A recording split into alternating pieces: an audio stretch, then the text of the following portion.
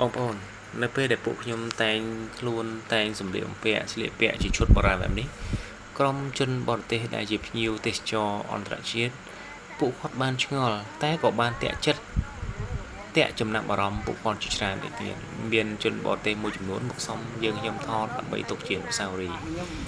តួឯកនៅក្នុងដំណើរកម្សាន្តក្រុមគ្រួសាររបស់យើងខ្ញុំនេះគឺចាប់ដើមដែលបងប្អូនបានឃើញនេះគឺជាសកម្មភាពទៅដែលយើងបានជួលជើងថតដើម្បីគាត់ព្យាយាមជួយថតរូបឲ្យបានស្អាតទុកជាអនុស្សាវរីយ៍នៅមុខប្រាសាទអង្គរវត្តនៅជំនៀងប្រាសាទអង្គរវត្តហើយការថតនេះគឺយើងចាប់គូថតជាប្តីប្រពន្ធជាមិត្តភ័ក្តិជាបងប្អូនជាក្មេងៗមនុស្សធំលាយគ្នាអញ្ចឹងណាបងប្អូនទស្សនវិជ្ជានេះគឺជាទស្សនវិជ្ជាមួយដែលកម្រសម្រាប់ក្រុមគ្រួសារនីមួយៗ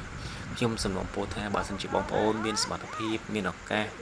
មានចំណាប់អារម្មណ៍ចង់ដើរកម្សាន្តគួរចំណាយពេលធ្វើខ្លួនបែបបុរាណសាកមើលម្ដងធ្វើបែបនេះគឺជាការបង្ហាញឲ្យឃើញអំពីអ្វីដែលជាសម្លៀកបំពាក់ប្រពៃណីជាតិខ្មែររបស់យើងតាំងពីយូរលង់ណាស់មកហើយបងប្អូន